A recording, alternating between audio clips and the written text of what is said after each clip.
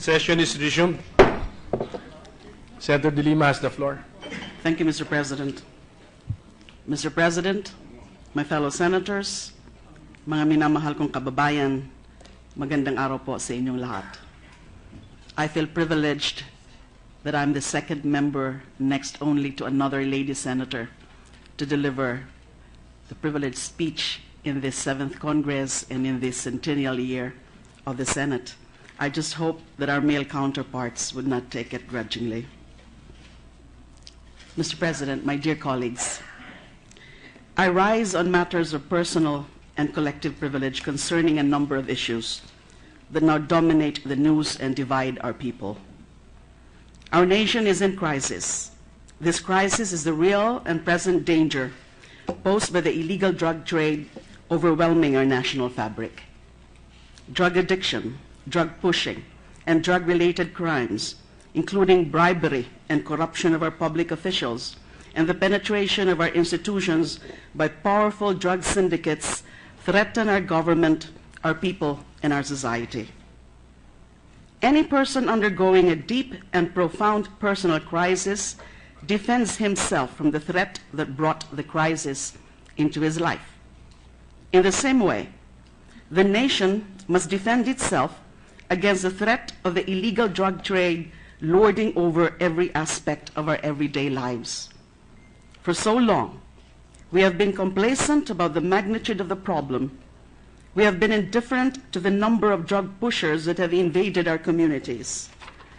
We stayed silent as our impoverished youth succumbed to the promise of temporary escape from their harsh and brutish life in the urban and rural areas and became drug dependents.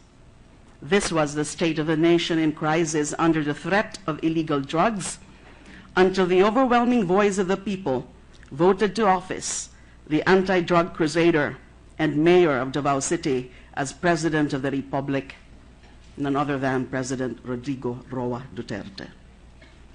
The President carried a clear and distinct, almost one-track message that reverberated in the consciousness of our people. It cascaded down to the smallest communities that are the victims of drug pushers and drug addicts. Finally, it was channeled back to the national level in the form of a resonating mandate that said, yes, Mayor Digong, rid us of this drug menace any which way you can. We are giving you that mandate to clean our city streets of drugs and, if need be, dispose of all drug lords and pushers the best way you see fit, hogtied and lifeless not being an exception. Mr. President, I agree. The nation is confronted with a drug crisis that has been ignored in focus for so many years. The nation must be saved. The people must be defended. War has been declared upon us, and so war must be waged. I am, with President Duterte, every step to the way in his war on drugs. I myself started the war on drugs at the National Bilibid Prison. On December 15, 2014, I personally led the raid on the drug lords' dens and took away their power over the rest of the prisoners. I isolated them in Building 14 of the National Penitentiary. This raid started at different entry points of the prison compound in order to catch the drug lords literally with their pants down. It can be described as systematically executed simultaneous rage on each and every drug lord's luxury cabal. I praise the President's determination to make this campaign the centerpiece of his administration when he essentially said, kahit wala na akong ibang gawin hanggang sa katapusan ng aking termino kung hindi wakasan ang salot ng droga sa bansang ito. I myself continued cleaning up the National Bilibid Prison of drugs in follow-up operations before I resigned as Secretary of Justice. This anti-drug campaign at the Bilibid eventually culminated with Oplan Galugad. Together with this is the confirmation that there is no Shabu laboratory inside the National Penitentiary. Yes, Mr. President, there is no Shabu laboratory inside the Bilibid prison, not even in the tunnels under it. Those who will search the tunnels will get a whiff not to the smell of cooking methamphetamine, but of methane that comes from the human waste of the prisoners above. Sa termino ko lang po bilang Justice Secretary nag-umpisang maglinis sa bilibid. Sa termino ko lang po giniba ang mga mararangyang kubol ng drug lords at naitapon sila sa Building 14, hiwalay sa mga ordinaryong presyo. But of course, all this has been sorely forgotten in the face of a formidable demolition campaign against me in the social media. And this is where I raise the matter of personal privilege. Mr. President, I have been vilified and attacked not only in social media, but also by the President's men as a drug lord coddler and protector. I have been ridiculed and called names in social media. Photos are photoshopped, videos are spliced, lies are manufactured. The magnitude of the propaganda and misinformation is mind-boggling, considering that this is all directed at me. The lies are intended to show me as protector of the beloved drug lords. But the truth is, I was the only Justice Secretary since the 1986 EDSA revolution who dared to eradicate the dominion of the drug lords inside Bilibid. I was put to task by no less than the Speaker of the House as a sitting senator of the same Congress that he leads. According to him, a resolution will be filed for an investigation on my alleged role in the proliferation of drugs inside the National Bilibid Prison. Mr. President, this not only goes against interparliamentary courtesy, where the House of Representatives investigates a specific member of its co-equal Senate.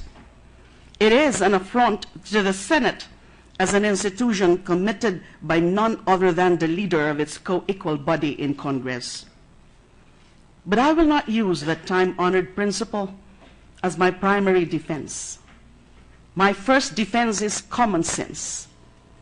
The Speaker of the House promised the investigation of the former Justice Secretary, the Secretary who has been sued and brought to court by the same drug lord subjected to a raid and then secluded inside NBP Building 14. The Speaker intends to investigate me, who, like the President and PNP Chief Bato de la Rosa, also received death threats from drug lords, for my success in isolating them from the rest of the prisoners and for preventing them from further conducting their drug trade operations from within the walls of the National Penitentiary. My defense against the Speaker's call for my investigation in the House is not interparliamentary courtesy. That is your defense, Mr. President, when you defend me as a Senator of the Republic and this Senate as an institution from this blatant break of tradition and courtesy between the two houses, and whenever you decide to demand an end to all this foolishness before it blows up in our faces, as I so respectfully request now, Mr. President. My defense against all this vilification is my untarnished record and reputation as a public servant. Before this demolition job was launched against me, both in the social media and by the Solicitor General. My defense is my selfless dedication as the chairperson of the Commission on Human Rights, as a Secretary of Justice, and now as Senator of the Republic. Unlike the well-oiled social media operation that has been singularly organized to cause my vilification, I have no money. I have no resources. My friends consider it as a blessing that I was elected senator through sheer determination and the generosity of relatives, friends, and supporters. Last Friday, Justice Secretary Vitaliano Aguirre claimed that high-ranking DOJ officials from the previous administration were in the payroll of the NBP drug lords. Secretary Aguirre did not mention any name or my name, but going by the previous statements of the Solicitor General and the Speaker, one does not have to be a genius to guess who he is referring to. I am outraged that he has qualified this matter-of-fact statement with the actual truth, that he has yet to create a task force that will yet conduct an actual investigation on his foregone conclusion that indeed there were payoffs to DOJ officials. Mr. President, this is the Justice Secretary confused about his law school memory on how due process works. Accuse only after you investigate. In so many ways, and in all sense of the phrase, the President's men have stood up the world on its head. It is time to put the world back on its feet. Binaligtad na po nila lahat ng kwento tungkol sa maganda nating nagawa sa DOJ ni wala pa palang investigasyon. But despite this, I'm still giving the Solicitor General, the Speaker, and the Secretary of Justice the benefit of the doubt. It is possible that they are merely being peddled these lies about me by agents of vengeance. Pakiusap ko lang sana ay bago nila paniwalaan ang mga kasinungalingan ng mga nasagasaan ko noon, ay suriin muna nila ang mga karakter at motibasyon ng mga taong ito. Huwag naman sana silang basta-basta na lang humusga at patungan ako ng cardboard at balutin ng packing tape. Mr. President, my only defense is my honor and my integrity. This well-oiled social media operation intends to take that away from me. In the eyes of the people, they have already succeeded to a great extent. They project me as an enemy of this administration, that I am calling for an investigation of drug killings because I am a drug lord cuddler, that I am against the war on drugs because I am protecting the drug trade. I cannot stay silent in the face of all these blatant lies created in the back room of a media strategy office suite. I will not fall without a fight. I will not go into that good night without nary a whimper, while all these misguided men use the President's war against drugs as their platform to destroy any elected public official who dares question the methods by which this war is waged. I will not surrender my mandate as a Senator of the Republic to these unelected and unaccountable personalities whose own motivations in the demolition of my person is highly questionable and utterly despicable. I cannot let these men run this demolition outfit only for them to accomplish their own personal and political agendas, to curry favor with the President, and to get a larger share of the spoils of executive power. Napagsasamantalahan nila ang bawat pagkakataon sa ngalan ng ambisyon at pansariling interes. Hindi natin pwedeng hayaan na magpatuloy ang grupong ito sa hangarin nilang siraan ang lahat ng balakid sa kanilang ambisyon sa kapangyarihan gamit ang kanilang pagkamalapit sa Pangulo ng ating bansa. Ang tanong lang naman nila sa sarili nila ay, what are we in power for? They generate acclamation or foment fear, whichever works for them. Mr. President, they're doing this to a sitting senator. This is not only an attack against me, but against any senator who dares to be outspoken. Pagkatapos ko, sino po ang isusunod sa inyo na mangahas na tumiwalag sa kanilang marcha, na hindi sasayaw sa kanilang marcha or sa kanilang musika? That is why, ultimately, this is an attack on the Senate as an independent institution. We cannot let anyone use the misfortune of this nation in this drug crisis to advance personal or political agendas. We cannot let anyone use the drug crisis we are now facing to silence all dissenting voices. If we let anyone do this, there will be no single voice left to warn us of our backslide to the depths of barbarity. We do not want a situation where not a single dissenter is left to remind the people that they have just traded the drug crisis with another one, the crisis of our failed humanity as a nation. We cannot go on being indifferent to the daily executions without ultimately becoming a nation bound by a collective sociopathy. The day has already come and we can no longer tell who is morally wrong among us.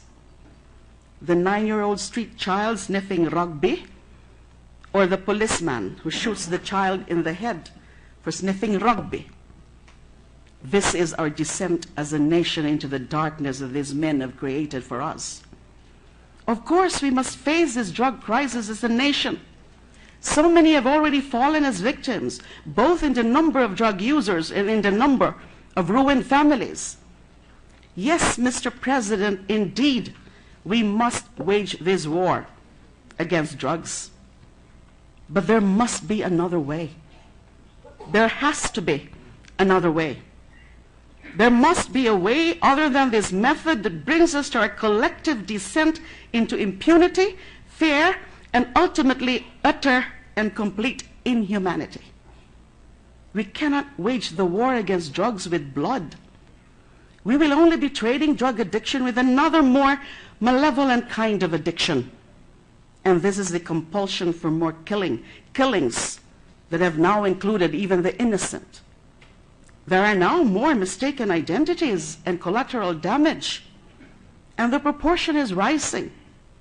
And why is the proportion of collateral damage rising? Mr. President, impunity, once unleashed, has no boundaries. It does not care who dies. It does not care who suffers. It does not care who the victims are. Impunity has no sense of right or wrong. It is as amoral as it is immoral. As a human rights advocate and human being, I plead to the government, this administration, and to the President. There must be another way. There has to be another way. We must find another way. I fully support the war on drugs, and I sincerely desire its success. I am one with the President in his relentless and sustained campaign to rid our country of the drug menace. Nais ko lang na ang ating mga pulis at iba pang law enforcement agents ay maging totoong mga alagad ng batas, na sumusunod sila sa batas habang pinaiiral ito, na tumatalima sila sa mga patakaran at pamantayan sa pagsugpo ng krimen at pagdakip sa mga nagkasala na isinasaalang-alang nila ang pangingibabaw ng batas sa kanilang pagtupad sa tungkulin. And my concern is not only the killings tallied by the PNP as a formal law enforcement agency. At least we can put the PNP to task in our official legislative investigations. My gravest concern lies with the vigilantes of the night now operating almost all over the country. Those harbingers of death spreading the apocalypse of our dehumanization. They match with vigor the killings carried out with the official PNP. And these people we cannot serve with the summons of the Senate. They are faceless. They are unaccountable. The Philippine National Police reported 395 alleged offenders killed in alleged police operations from July 1 to August 1. The daily average is as high as 13 dead during the past 1 month of the current administration. And higher figures are even reported by certain media outlets. And that's now being flashed. Those are now being, the figures are being flashed on the screen.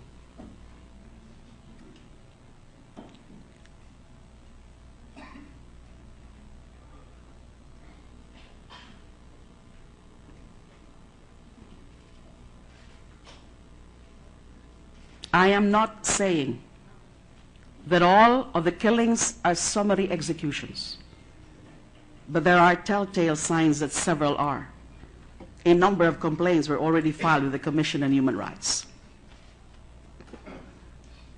On top of these are the vigilantes carrying out an ersatz kind of justice, cardboard justice.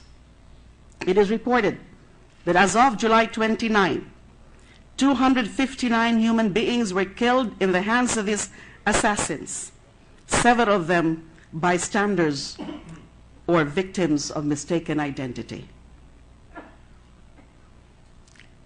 Let's see some specific cases. At late night of July 21, in a Malabon City Public Cemetery, shot dead were 5, including a mother and her son who were then celebrating his birthday. The unidentified men who sprayed bullets on the group left a cardboard sign that tagged them collectively as drug pushers. The local police, whose outpost stood only about 30 meters from the massacre site, later came up with an incident report linking only 2 and not 5 of the victims to the drug trade. On July 19, an 18-year-old student was just in front of his house in Pangasinan feeding his dog when motorcycle riding gunmen approached him and asked for his father. When he was unable to reply, they just shot him dead. On July 9, anti-drug operations had turned Barangay Purok Islam in Matalam, North Cotabato, into a virtual ghost town as many residents left for their safety. One raid produced 8 deaths. At 2 a.m., heavily armed policemen barged into a house of drug suspects where they were asleep. Some residents claimed that the victims were summarily executed in their bedrooms. A mother of the 2 victims said, I quote, "It was an overkill. My sons were unarmed. We were treated like animals." End of quote. From July 8 to 9, 3 bodies were found separately in Manila with cardboards attached to them saying, "Pusher, hold up for ako, huwag tularan." The first body was found under a bridge in Santa Cruz, the second in front of the Metropolitan Theater, the third in front of a golf course in Bonifacio Drive. Their bodies were wrapped in packing tape and bore stab wounds. On July 6, 2 women and a man were found dead at an irrigation canal in Llanera, Nueva Ecija. They were found floating in the waterway, blindfolded and hog-tied. They were claimed to be part of the municipal drug watch list. At around 3 in the morning of July 5 in Muntinlupa City, 2 brothers were killed by the police. They were on their way to a hospital for a medical exam following their arrest when they allegedly tried to grab the gun of their police escort, while their mother admitted that his older son was a small-time drug pusher. Her younger son was innocent and was never involved in illegal drugs. On July 3, 5 men were shot dead in what the police said was a follow-up anti-drug operation in the Golden Mosque compound in Quiapo, Manila. The wife of one of the 5 deceased claimed there was no shootout. My husband was only trying to fix our water supply that morning when he was shot. He was unarmed, the wife explained. We are so poor that we can barely afford to buy food. How can we even buy a gun? And so the gore fest continues. The fact that our attention span has waned, as I enumerated, only a fraction of these killings already shows how desensitized we have grown to the killings as mere numbers and statistics. We now casually eat our breakfast watching human beings wrapped in packing tape or lying in pools of blood. Sa araw-araw na lang po na ginawa ng Diyos mula nang maging malinaw ang resulta ng nakaraang eleksyon, nasanay na tayo ng ating almusal ay suman na bangkay at dinuguan. We must force ourselves to be reminded that the victims are always flesh and blood to their families and loved ones. Hindi po sila suman o dinuguan. The killings have become so common, the mass media settled for fill-in-the-blank template news reports, differing only in the place, time, and name of the victim, if the victim even has a name. The what and the how remain the same. News write-ups carry the standard explanation for cardboard justice. But how are we exactly to know if the killings were simply cover-ups for the involvement of members of the police in the drug trade, or just simple cases of personal vendetta? Mr. President, truth now in this country are lines of acrylic marker on a cardboard. Kahit ano na lang isulat sa cardboard ay pinapaniwalaan ng kaagad. This is just a variation of the meme in social media. Get a photo, Get a cardboard, write words, and the people will believe anything. Both the vigilantes and the social media operators take this nation as a nation of meme believers. Tama na po ang mga meme. Tama na po ang cardboard. Mas malalim po ang katotohanan. While the social media operators introduce to us DIY, do it yourself, truth, the vigilantes have introduced to us DIY justice. Never mind the police investigation, never mind the public prosecutor, never mind the courts and the judges. This is do-it-yourself justice at work. All you need is an acrylic marker, a cardboard, some packing tape, and of course, something to stab or shoot the victim with. And there is no filing fee. As for the killings carried out supposedly in pursuit of police work, there is the usual explanation that the executions were done in the course of legitimate law enforcement operations. Nanlaban daw, nakipagbarilan daw, nang agaw daw ng baril habang nakaposas. Pero alam naman po natin na minsan ay style bulok na yang mga paliwanag na yan. We are aware of incidents of police rob-outs. We know about the shortcuts taken by some law enforcers in the guise of self-defense. The use of force, it appears in some cases, may not be necessary, or if necessary, was not proportional. We still have a system of law that processes and punishes wrongdoers. We have our Bill of Rights that accorded the right to be presumed innocent. What is worrisome in this situation is that the war on drugs is becoming a convenient pretext for misguided or utterly corrupt law enforcers to kill just anyone. Ang magagandang layunin ng gyera laban sa droga ay nasisira nitong mga karumal-dumal na pagpatay. Tandaan sana natin na ang pagpatay na walang katwiran at walang legal na basehan ay krimeng malinaw. Ito ay illegal. Ito ay immoral. I must admit, the public reaction to these executions is not in favor of those who oppose it. A 91% approval rating for the president and what he stands for is a formidable record. But we cannot base our reactions to these killings on the popularity of the president. Popular or not, murder must stop. S-T-O-P. Stop. Stop the killings now. There might not be a manifest public outcry, but there is definitely a seething undercurrent of remonstration against the disregard for human life. Students armed with nothing but courage and conviction have started to act. They are protesting with cardboards on their chests, telling us that no one is safe. If these students who do not have the protection of position or power raise their voice against these daily assassinations and rob-outs, what does that make of me, an elected senator, if I keep silent? Last Friday, the Ateneo de Manila University, through its president, Father Jet Villarin, issued a statement condemning the nation's acceptance of these killings as the new normal.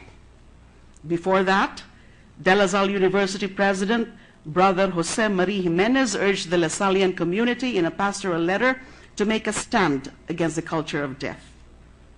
Ateneo has reason to cry. Its math teacher, Emmanuel Jose Pavia, was killed while on his way home.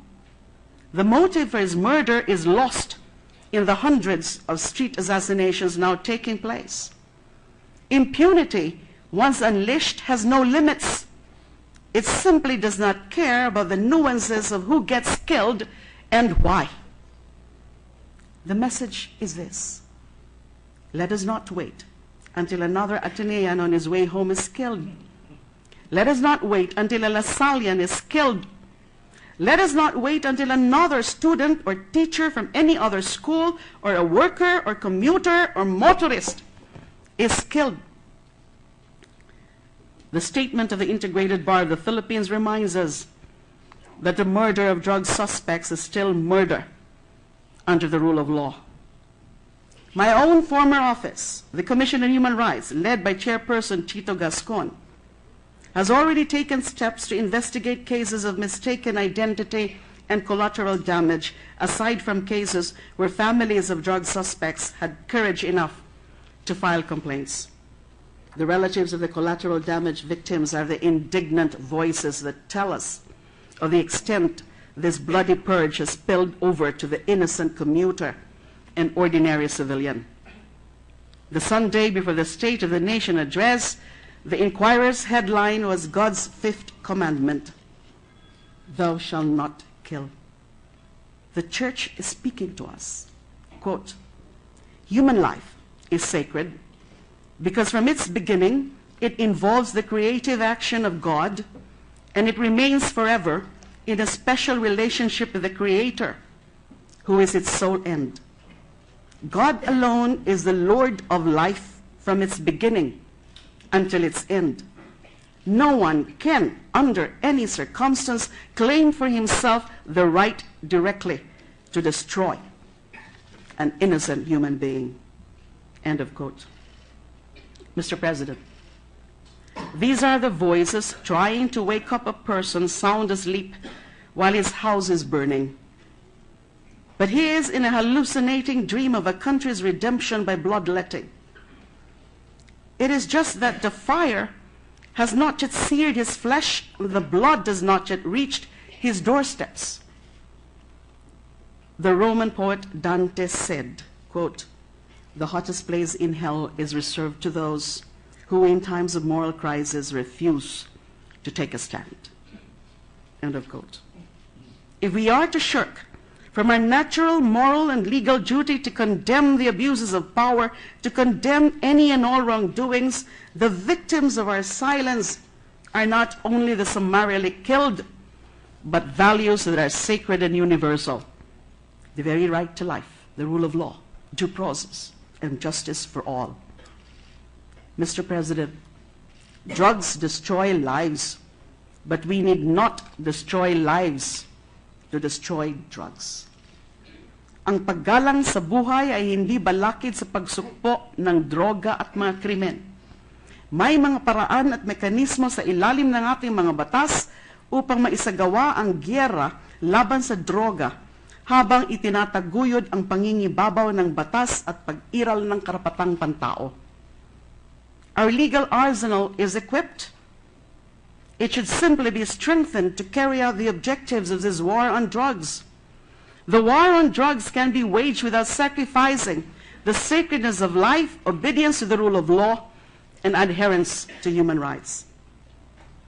Freddy Aguilar once sang, higit sa lahat ay tao. And this is the biggest truth. Higit sa lahat ay tao, higit sa lahat ay buhay. The right to life is the most ancient and most basic of all human rights. It is the source of all human rights. The UN Declaration on Human Rights proclaims that everyone has a right to life, liberty, and security of person. The International Covenant on Civil and Political Rights declares that every human being has the inherent right to life, and that this right shall be protected by law. No one shall be arbitrarily deprived of his life. Our Bill of Rights commands that no person shall be deprived of life without due process of law. Section 11 of Article 2 of our Constitution proclaims that the state values the dignity of every human person and guarantees full respect for human rights. The international community declares the inviolability of the right to life of whatever race, color, creed, religion, age, status, gender, or circumstance. The civilized nations of the world keep watch on any country that shows a disregard for the right to life, especially systemic violations that indicate government inaction or worse, state-sanctioned abuses. We have to show the world that the Philippines continues to stand with the rest of humanity in condemning and putting a stop to any and all forms of systemic and widespread extrajudicial killings, whether perpetrated by the state or by non-state actors.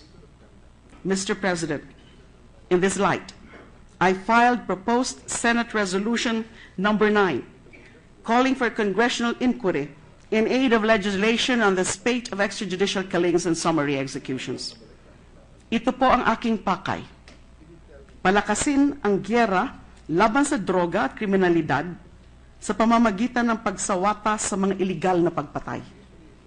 Magpanukala ng mga nararapat na batas at alituntunin upang tulungan ang ating kapulisan sa kanilang tamang pagtupad ng tungkulin. At higit sa lahat, palakasin pa ang sistema ng ating mga batas para matiyak ang pag-iral ng batas at paggalang sa karapatang pantao. Malinaw po na ang laban na ito ay hindi lamang pansariling laban ni Leila De Lima. Ito ay laban ng mga karaniwang Pilipino para sa pagbabago, para sa pagyabong ng buhay, para sa kaginhawaan ng pamilya, para sa katiwasayan ng pamayanan, para sa kaayusan ng pamahalaan at para sa kabutihan ng lahat. If this administration is sincerely concerned about the spate of killings of suspected criminals, as it pronounced once before the media, then it should welcome the Senate inquiry.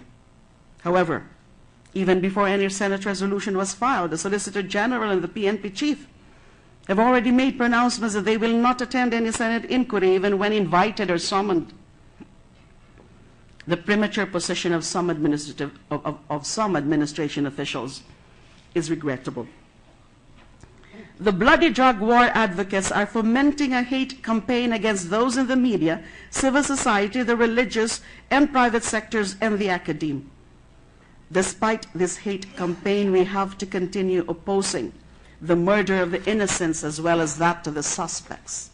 We must call for the accountability of state actors responsible for this terrifying trend in law enforcement and the investigation of killings perpetrated by the vigilante assassins. In the campaign against criminality, we cannot applaud criminal methods merely because we are left unaffected. Life has more value than an accusation written in a piece of cardboard, whether you are rich or a scum of the earth. Mr. President, needless to say, all lives matter.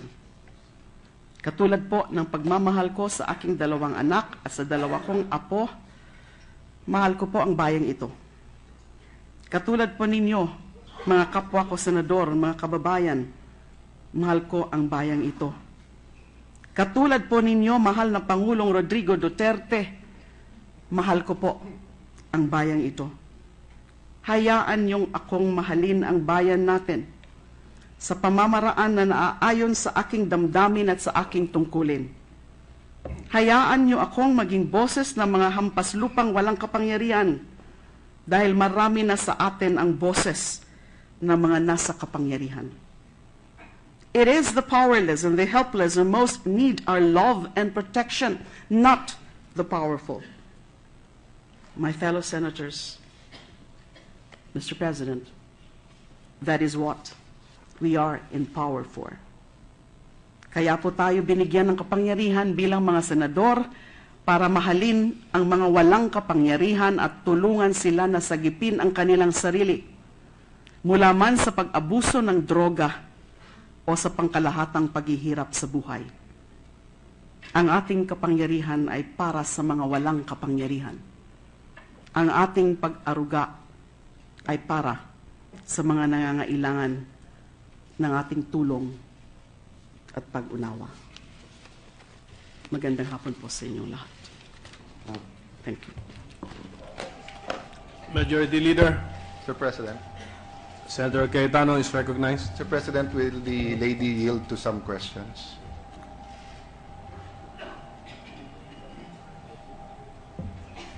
Mr. President, I believe that a privileged speaker has also the privilege to decline an interpellation. Precisely as a privileged speech is not a sponsorship of any bill or resolution. So I respectfully decline. Thank you.